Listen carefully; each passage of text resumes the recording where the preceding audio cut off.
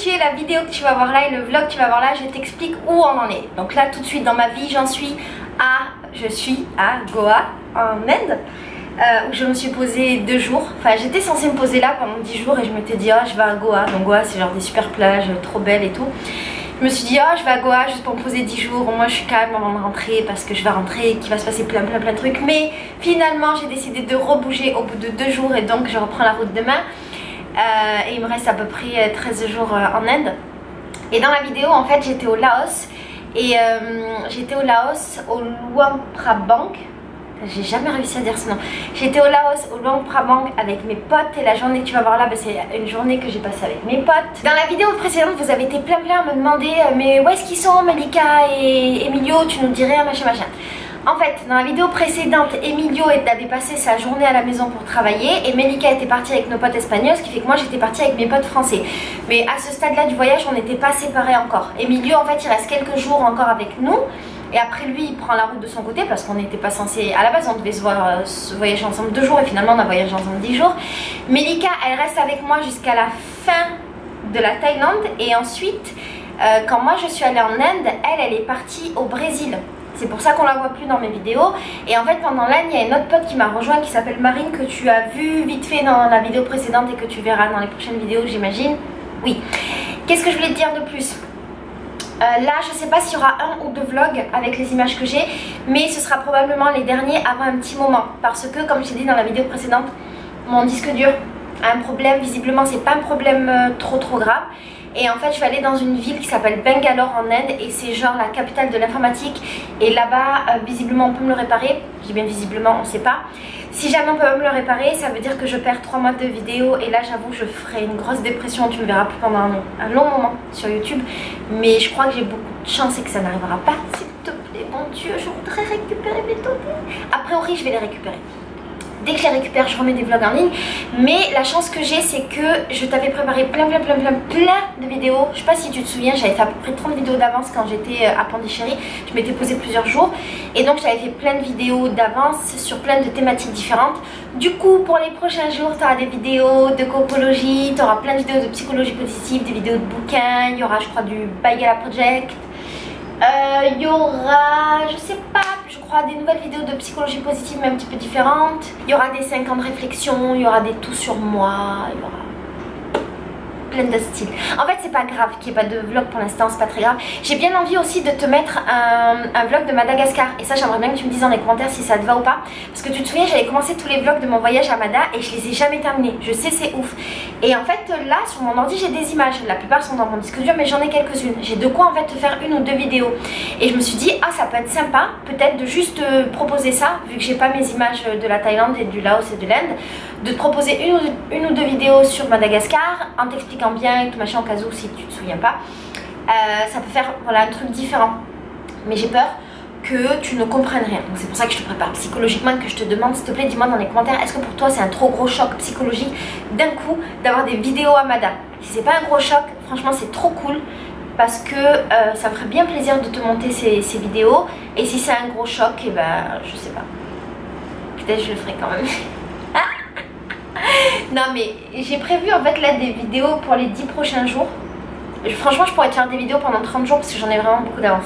Mais je t'ai prévu des vidéos pour les 10 prochains jours. Ceci étant j'aimerais bien que mon disque dur soit réparé avant. Je regarde là parce qu'en fait je me suis blessée. Je crois que ceux qui savent pas sur Facebook je vous montre. Enfin ceux qui regardent pas Facebook je vous montre. Là, voilà, je sais pas si tu vois. En fait hier j'ai appris à faire du scooter en Inde. C'était trop marrant. Je conduisais un scooter avec un pote derrière un gros bonhomme. Et moi je conduisais mon petit scooter. C'était trop cool. Sauf qu'après j'ai oublié qu'il fallait pas descendre du côté de là. Enfin quand j'étais de nouveau derrière. Et donc je me suis brûlée avec le pot d'échappement. C'est ballot. Le premier jour où j'arrive à la mer. Très ballot. Mais ça va j'ai pas mal. Bref, je sais plus ce que je disais. Ça va dans tous les sens. Bref, j'ai de quoi te faire des vidéos pendant un moment. J'ai envie de te mettre ma date. Dis-moi si c'est bon. Je vais à Bangalore. Avant, là j'ai un trip de quelques jours où je vais être dans des petits villages et où je vais aller voir un temple de ouf, mais de ouf. J'ai trop hâte de te le montrer sur Instagram et surtout de te faire plein de vidéos sur ce temple parce qu'il a l'air magnifique de ouf. Et donc je vais dans ce temple, je vais dans les villages, j'arrive à Bangalore. Bangalore, a priori, je vais aller rencontrer des gens qui s'occupent des enfants des rues. Donc je te ferai plein de vidéos sur le sujet et je te ferai plein de photos, je t'expliquerai tout. Et ensuite, j'espère que mon disque dur va être réparé pour de nouveau te remettre des vlogs. Et donc il y aura un grand moment avec plein de vlogs. Et ensuite voilà, j'ai beaucoup de travail, je t'ai fait beaucoup de vidéos. En fait je t'ai fait plus de vidéos qu'il y a 2 jours dans les mois à venir. C'est un peu chaud. Ça veut dire que là en gros si je te mets toutes les vidéos que j'ai fait, dans 3-4 mois on est encore dans les vidéos de voyage. Sachant que dans 3-4 mois je repars en voyage. Mais bon, c'est comme ça. J'en profite tant que je te parle parce que je suis une grosse pipelette aujourd'hui. Je vais bientôt te faire une vidéo pour t'annoncer la tournée des pique-niques. Tu te souviens que l'année dernière je suis allée dans 15 villes pour 17 villes pour te faire des bisous, te rencontrer, pour qu'on mange ensemble, machin. Cette année il y en a 30. J'ai tenu compte de toutes les villes que vous m'aviez demandé de rajouter l'année dernière. L'année dernière, oui, il n'y aura pas tout, effectivement, je suis désolée, mais là, a priori, j'ai quadrillé toute la France, la Suisse, la Belgique et le Luxembourg. Donc ça va être bien. Du coup, prépare-toi à ce que je vienne te faire un bisou dans ta ville bientôt. Voilà. Ah oui, et je ne ferai pas la même erreur que l'année dernière. C'est-à-dire que je te ferai pas une vidéo par pique-nique. L'année dernière j'ai fait ça, j'ai vu que ça t'avait saoulé. Cette année je pense à un format différent, je pense faire des vidéos sur des thématiques propres au zéro déchet. Je vais faire toute une série de vidéos que sur le zéro déchet avec des conseils des gens de toute la France. Et dis-moi si ça t'intéresse. Mettons, tu vois, l'idée que j'ai c'est de faire une vidéo qui s'appellera par exemple, je sais pas, mon meilleur conseil pour emballer la nourriture en mode zéro déchet. Je dis n'importe quoi, j'ai pas encore réfléchi. Et là, il y aura les gens de toute la France, de la Belgique, de Suisse et de Luxembourg qui diront quel est leur meilleur conseil. Après je ferai une compile de tous les meilleurs conseils de tous les gens. Et entre temps je ferai des vlogs mais qui parleront que du trip. En fait ça parlera que du voyage parce que je vais être en mode sac à dos, sauf que je vais aller dans toute la France avec une petite équipe de gens que j'aime. Et a priori ça va être très sympa. Donc ce sera plutôt ça le délire. Bon, je parle beaucoup, ça fait déjà 6 minutes. Je te fais des gros bisous, je te laisse avec la vidéo. Comme je t'ai dit, 2 vidéos vlog et ensuite des vidéos autre chose. Je t'aime très fort et je te remercie de tout mon cœur de me suivre. Je sais qu'il y a beaucoup moins de gens qui regardent la chaîne depuis quelques temps parce que j'ai changé un petit peu de cadre, machin, tu sais. Parfois ça me rend super triste et j'ai l'impression qu'en fait vous m'aimez plus. Non mais là c'est la minute où je vous dévoile ce qui se passe encore dans mon cœur, dans mon corps, ma maison et mon esprit. Non, il y a des moments où je suis un peu triste parce que je me dis oh purée, il m'aime plus. Et puis après quand je vois les commentaires des gens qui sont là, ça me fait vachement plaisir et je me dis bah c'est pas grave, il y a beaucoup moins de gens mais les gens qui sont là ils sont vraiment cool, donc ça me rend particulièrement heureuse. Donc je vous remercie très fort d'être là. Et encore une fois, il y a des chances que je retourne pas dans ma cuisine avant très longtemps parce que je vais être en vadrouille pendant 3 mois et qu'ensuite je vais partir longtemps. Donc faut pas m'en vouloir de pas être dans ma cuisine et faut pas m'en vouloir d'avoir envie d'une vie plus grande que la vie dans ma cuisine. Voilà, je vous aime très fort. Bon vlog. C'est un nouveau jour et c'est un jour magnifique parce qu'on est au nord du Laos. On est arrivé hier soir, comme tu sais, parce que tu regardes mes vidéos, t'as vu. Et en fait on est arrivé dans cet hôtel qu'on connaissait pas et l'on s'est réveillé ce matin et regarde. Il y a la rivière au loin, c'est un truc de malade. L'hôtel est super bon, je vais essayer de te le montrer. Et là en fait maintenant et aujourd'hui on va aller visiter la ville. Donc je vais te faire visiter la ville mec, tu vas avoir l'impression de partir au Laos avec nous. On va... Sabadi. Sabadi ça veut dire bonjour mais je te l'ai dit 1000 fois. Et on va visiter le Laos, après on va aller voir un musée des armes ou des bombes, je sais plus trop. Et voilà, et la vie est belle. À toutes.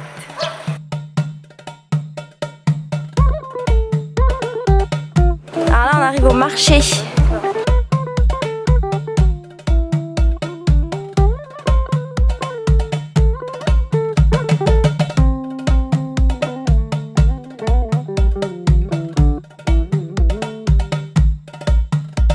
Que j'adore en Asie, que j'ai vu en Thaïlande, au Vietnam, c'est qu'en fait là-bas tu vois, moi je mangeais beaucoup dans la rue et l'installation est hyper rudimentaire, tu vois. Généralement c'est des petits trucs, c'est des petits boui-boui, les restos c'est des boui-boui et tout, mais malgré tout c'est hyper propre. Ça m'a choqué de voir que c'était aussi propre et les gens sont trop bien organisés. Et donc là en fait je voulais te montrer la dame qui fait à manger, c'est une mini image, je sais pas si tu vas bien pouvoir te rendre compte, mais c'est assez ouf en fait, comme c'est propre et tout bien comme il faut. Ils ont besoin de pas grand chose et ils te font des plats de malade.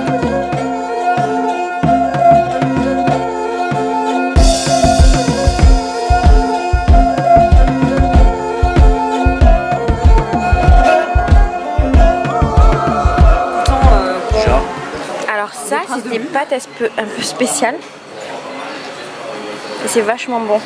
Et là on rencontre encore des gens qu'on connaît. En fait c'est drôle parce que quand tu voyages, tu rencontres à peu près les mêmes gens dans les différentes villes où tu vas. Ah, c'est marrant. C'est comme si tu avais des potes partout dans le monde. Là, j'ai rencontré, t'as vu les copines que je m'étais faites dans l'hôtel, les américaines, je les ai rencontrées ici. Je leur ai fait des bisous, mais elles n'étaient pas habituées aux bisous. Non, mais elle fait des bisous à tout le monde et personne n'est habitué à ce qu'on leur fait des bisous comme ça. Elle peut même faire des bisous aux moines. Mais si je leur fais des bisous, ils n'ont plus le droit d'être moines. Donc j'ai envoyé un virtual hug. Et là, on va monter là-haut. On va monter dans la montagne. Alors là, on a repéré un truc qui a l'air vraiment beau. C'est fermé.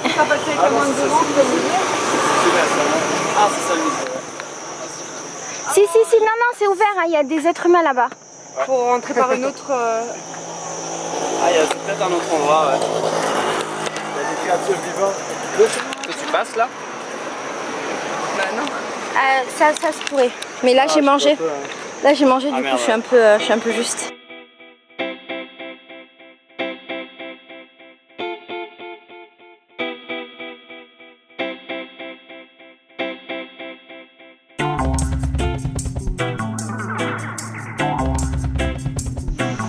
Là, on va aller visiter peut-être ce temple-là. On ne sait pas vraiment si c'est un temple en fait.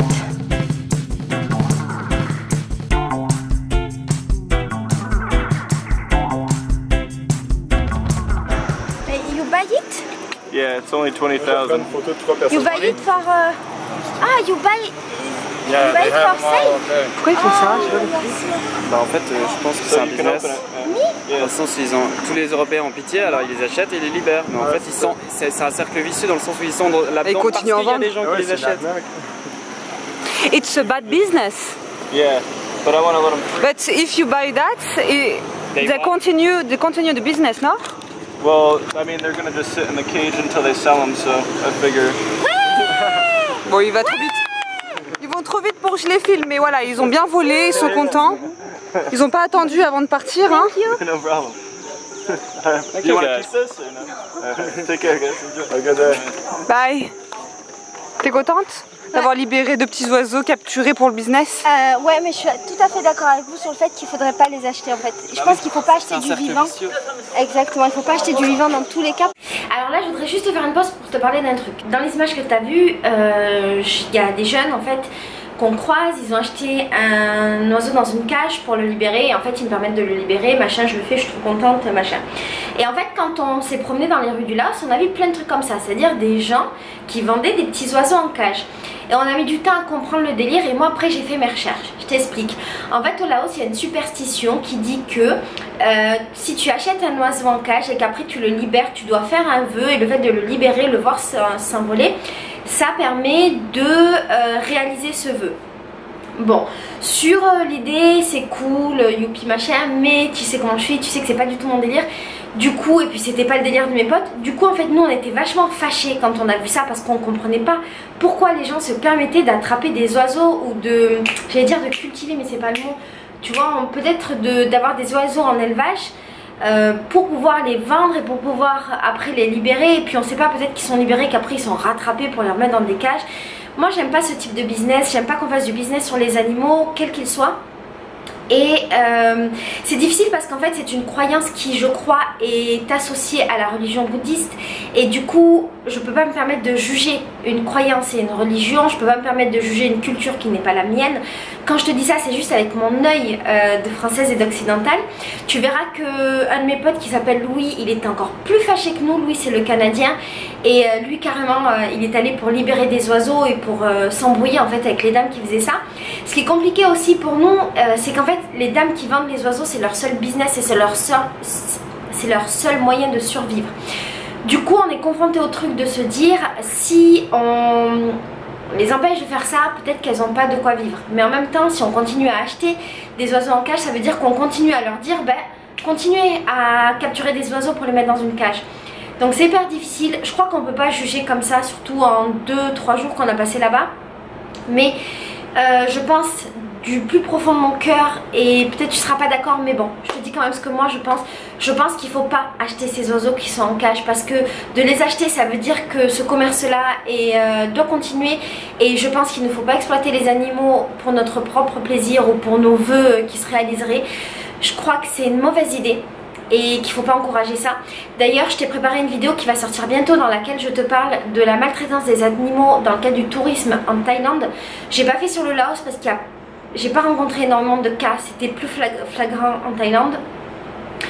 Donc voilà, de revoir les images, en fait ça me rend triste, parce que il y a des moments en fait où on est passé et on a vu plein d'oiseaux, tu vois, dans les cages qui ils étaient stockés, il y avait des oiseaux qui étaient morts.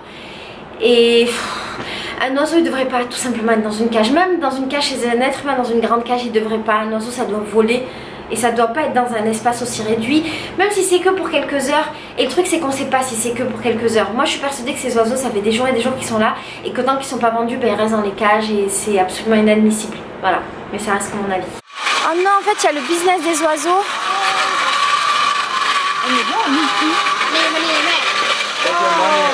Just free them, birds free. Birds free, you free, birds free. You free, birds free. So bad. Money ma. 70,000 kip. 70,000 kip for your freedom. Lên mà con. Mà hết nhập hết. Fucking birds. Chú. Đây mà hết cái ơn cầm luôn mà chặt cho mấy nè. Why? Buat depan pun lagi kan betul tak mani malah tak hal sebab mani bapak la lain itu. Oh berai. Elle cache les siens parce qu'elle a vu qu'on n'était pas. Donc si jamais tu viens ici, il faut pas acheter les oiseaux en cage. C'est un cercle vicieux en fait. Si tu les achètes, plus tu en achètes et plus ils vont en mettre en cage pour que les touristes les achètent pour les libérer. Alors là on va monter tout en haut, là il y a un temple, c'est 20 000 kip pour monter, et dans une heure il pleut. Ça va être drôle. Et là c'est la vue de haut.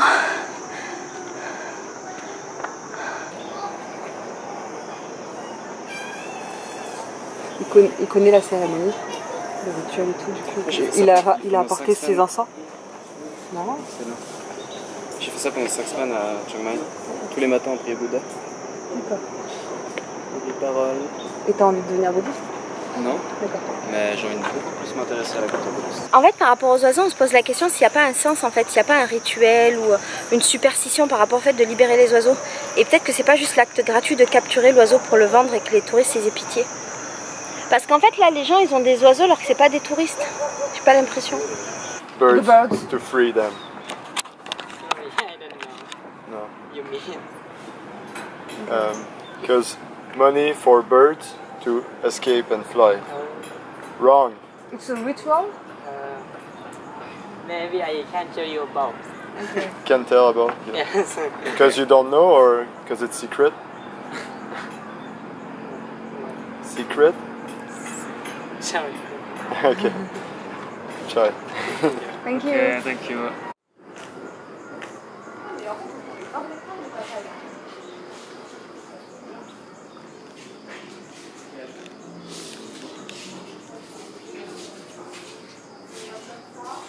Là c'est un lieu de prière. Et alors là c'est comme la dernière fois, je peux tirer au sort. Je vais expliquer, donc là il faut tirer au sort un bichou. Et alors t'as un numéro, ton numéro c'est quoi? 12. Et moi c'est 8. Alors du coup 12, toi c'est ça. Et 8, moi c'est ça. Et en fait ça nous donne une prédiction sur notre avenir ou un conseil ou un machin. Sauf qu'il faut qu'on sache parler thaï, c'est l'arnaque. Ou laotien. Ah oui mais faut qu'on sache parler laotien. Donc on peut demander à quelqu'un dans la rue de nous faire la traduction. Et c'est ce qu'on va faire après. Ouais.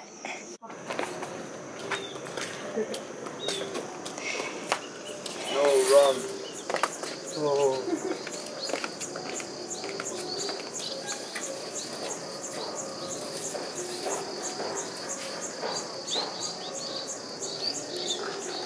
Il est fâché. Il en a libéré un? Oui, deux même. Deux? Ouais. Voilà, ça fait 2 oiseaux libres, 2 oiseaux plus heureux. Elle va appeler les flics. Regarde comme il est. C'est Rambo ce mec. This ritual. Many places now. It's not a business. Vientiane too. T'as les plans, les caches. Vientiane, Wang Vieng. But it's cool. It's Cool. เสี่ยงโชคใบที่2 the make the list for the number 12 Yeah, it's the number 12. Yeah. yes ใบที่12เป็นดวงกว่า I think it's Lao. No, it's not Thailand. Thai language. have some lady wish you Oh, nice. Nice to meet you too. Ça va dit? Ça va dit? Ça va dit? Pardon. Les oiseaux, le mec? Le mec non, il m'a dit que c'était un rituel et que ça se passait un peu partout au Laos, il y en a un petit peu en Thaïlande. Et pour rigoler, j'ai demandé à la dame si c'était pour les manger, les oiseaux, elle m'a dit non, que c'était pour être heureux, fallait les laisser s'envoler et tout. Mais bon, on ne saura pas si c'est un peu un business ou pas. Peut-être là-bas c'est un rituel qui est devenu un business. Ah, je sais pas.